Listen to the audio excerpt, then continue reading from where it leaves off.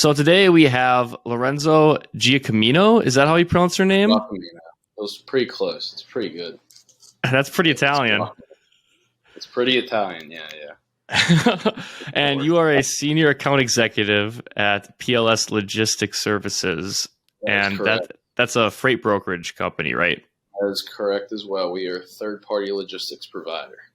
Gotcha. So if you want to just tell me kind of how you got in this field and kind of what interests you about it. Yeah, I mean, my roommate currently worked at this company. He's a logistics coordinator, so it's kind of like a similar role. He's just more in charge of scheduling the trucks and that general field of study, I guess, within the company. But, he just recommended that I get a job here because I was looking for a new opportunity.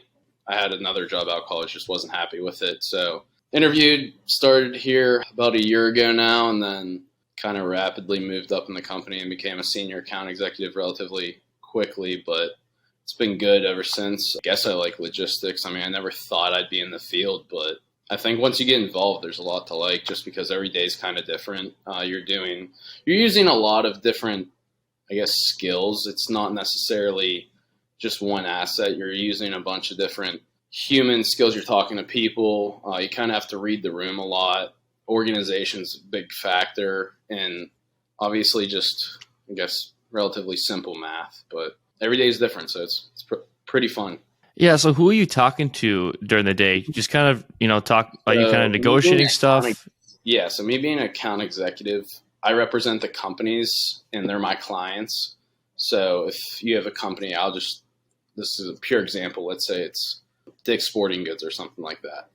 They have, shipments where they're moving sports equipment from maybe a manufacturer to one of their stores. And let's say they need a tractor trailer for that. They would come to me, then I would price it for them based on, another example, let's say it's going to Minnesota to Pittsburgh. I would tell them, hey, it's going to cost X amount. Then I would go cover that truck and find a carrier who's willing to do that. And really, it's just a service business through and through. But I think it benefits both the customer, being the businesses, and the carriers because I'm giving them business. So I guess they're I'm their customer in a sense. So it's kind of like, just playing a middleman, but it's an important role because, you wear a lot of hats for the company. That way they don't have to worry about as much management when it comes to where their freight is and everything like that. Yeah. So who are you talking to at the carriers? You're not talking directly to truckers, right? Are you talking to someone else? If they're an owner operator where they own their truck, they're covering their own loads. Yeah, I will speak with them. But typically it's just a dispatcher of a company who, we have our own load boards and everything because we do have, quite a lot of companies as far as carriers go within our system. So we'll post out the load. They call us, essentially say if they're going to be a good fit. They ask details on the load. And if they're a good fit, we'll set them up and, send them over the paperwork for them to pick up the load. So typically, you're just talking to the dispatcher. They will provide the driver's number in case, there's more details. Maybe at a pickup or delivery that they want to talk to you directly, but not too often am I talking directly to the driver. Gotcha. Do you ever get kind of some companies that are trying to battle over, trying to get the same deal or the same kind of load or, shipment? Yeah. How does that go? We call it a hot lane. So I think a really good example is, let's say you're just coming out of a big city like Houston or something, and you're going to another good area like Chicago. That's just Midwest to Midwest, really. Whether it's a flatbed or dry van, that's a pretty hot lane. And if your price is right, where, the carrier really wants it because they're making good money on it, your phone might blow up for the next 5 to 10 minutes. And they're all like, hey, did you cover it? Because they know it's such a good lane that they know that there's a good chance that whoever called in first is going to take that load. It's just first come, first serve. I'm not going to sit there and try to beat them up on price, but, I'm just trying to get a good service out of them and find a carrier that matches what we're looking for. Gotcha. Makes sense. So, you're talking to dispatchers, you're talking to some truckers, and obviously, you have kind of your pulse on the industry, what's going on. So what are you seeing right now that's happening with the trucking world? I mean, because I'm talking to a lot of truckers too, on TikTok, and they're telling me that it's down, the market's down. So the market is down, which is, I guess it's good and bad for me. the good part of it is that loads cover relatively quickly, which means I'm not sitting there having to take forever to cover a load all day because, carriers, there's less supply of freight available, an excess in supply of carriers. So I guess they're battling each other to cover loads more efficiently than back when COVID happened. It kind of disrupted everything, and that was a great time for them. They were making such good money, and now it's kind of coming back to a softer market, which is how it was previous to COVID. Gas prices are really high for diesel. I know in Pittsburgh it's like just over $6 a gallon, which is very expensive. And you'll see regionally that those factors change the input on pricing. If you go to the Northeast, like past PA in New York, it gets very expensive to run up there because gas is more expensive. There's less freight. Same if you go towards Colorado, Utah, there's less freight there. It's more expensive to go there. But if you stick with the Midwest and the Southeast, it's a very good market, and the loads cover relatively quick. Gotcha. So, I mean, you're not an economist, but why do you have any ideas why you think it's kind of down right now? Is it just kind of, fluctuations in, natural, obviously it was hot during COVID. Within all markets, relatively speaking. Gas prices are high, but besides that, it's December, so there's not as much freight moving on the roads. I think November and December are typically like the slower months as far as freight goes, just because, construction isn't happening, and so many shipments, especially for flatbeds, are construction based and related. So whether they're going to job sites or they're just supplies, like there's less of that occurring, and by default there's just less freight in the road, so rates tend to drop. They can't stay high forever, just because at that point, if rates are really high, the manufacturers and suppliers don't have the opportunity to make as much money. Their costs go up, their input costs as a company go up, so they kind of have to hold out. The only thing I will say that might make the upcoming market a tad bit interesting is that rail strike that may or may not happen, where there's so many shipments that go over rail, and if that whole industry kind of shuts down for a little bit, that could definitely cause a spike in pricing soon, which I guess as a freight carrier would be good, because then you'd see an increase in loads and just a dollar to the truck. Yeah, that rail strike is kind of interesting to watch. I guess to kind of, add to that point, can basically a truck deliver, what are the pros and cons of trying to deliver something via rail versus via truck? Is it more expensive? So rail is actually a lot cheaper than it would be to do a truck. The only pros and cons, the cons to doing rail is it takes longer, and you would have to go get at the rail yard because, the trains rarely deliver right. Not all warehouses and things are built right on a railroad. Like, it's not right in your backyard. So you still have to go get the freight somewhere. Whether, if it's a container, then you can do drayage services where they just put it on a special truck and take it to your facility. Or sometimes you'll see a train where it has just a dry van on it without the truck, and it just has the trailer. And then maybe you have to send the power only, and it picks it up and takes it to your warehouse. So it is cheaper. I think a lot of the times if you're doing cross-country shipments with a commodity, like they ship coal, obviously, a lot on trains because it's not going to expire. It's not going to go bad. It can be out in the elements, and it's not really as time dependent. So they're going to send stuff like that and oil on trains. It just makes sense because they're saving a lot of money compared to putting it, on an actual truck. Gotcha. That's interesting. So yeah, that's something to watch for sure. That rail strike that may or may not be coming, and it might be a boost to the trucking world. But there are also some ramifications, that are probably going to be bad if that happens. So, do you have any insight into what truckers and trucking companies can do to kind of maximize their money right now during kind of this stretch of a soft market? Is there any areas they can look for? No, I think that's a good question, just because, every company is a little different. If you're a small company where you don't have many drivers or many carriers, I think the best thing you could do to get the best bang out of your buck is take loads other carriers don't want to take, because it might be more difficult to get a load out of a cold area. So a good example is I had a load last week. I'll just use that as an example, is Chicago to Utah. everyone knows in the freight world that Utah's not the hottest market for freight, because when you get there, there's not many opportunities to get freight to leave. There's just not as much manufacturing. There's not as many companies there. So when they're leaving Utah, they're not getting the best bang for their buck, and it's going to take potentially longer for that truck to get a load out. On the flip side, though, when they're going to Utah, they're going to be paid a lot because they know this going in. So it's really just coming down to supply and demand. If you're a smaller company, I think the best thing you could do is take difficult loads, and you might be waiting a little bit to get a load out, but at the same time, you're getting a better bang for your buck.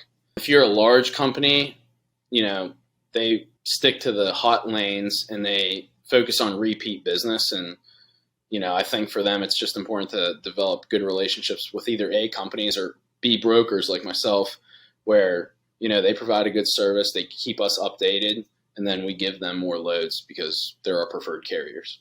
Gotcha. Interesting. You mentioned hot lanes. So where are some like the hottest? What does that mean?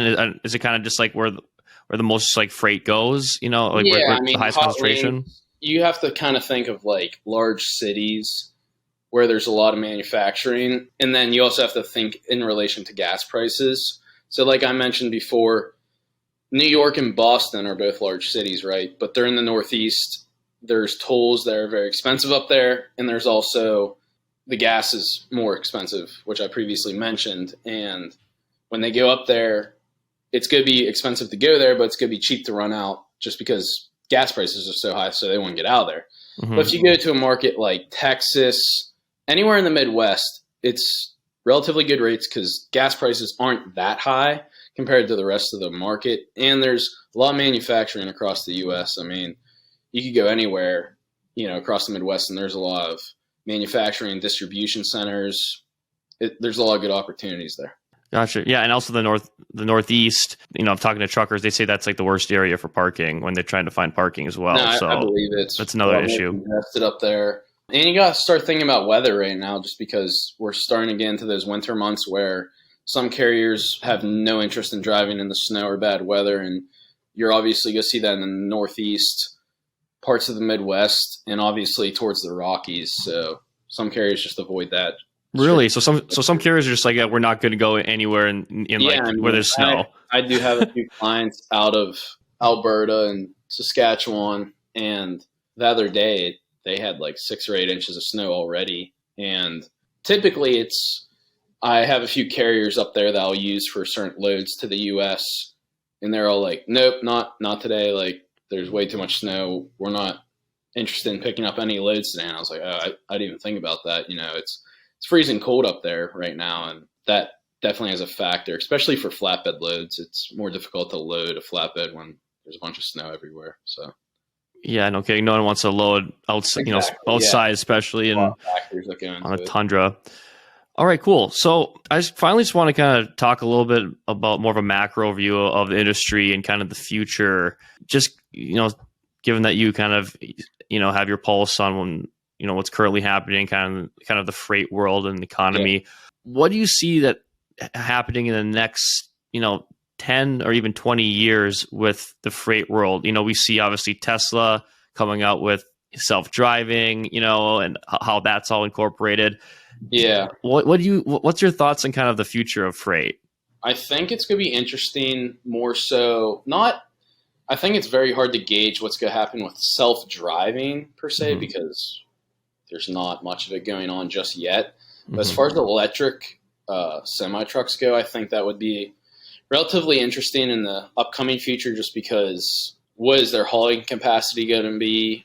I know Pepsi bought a lot of electric semis from Tesla, and obviously electric is more affordable to them than diesel, but at the same time, how easy is it going to be for them to charge?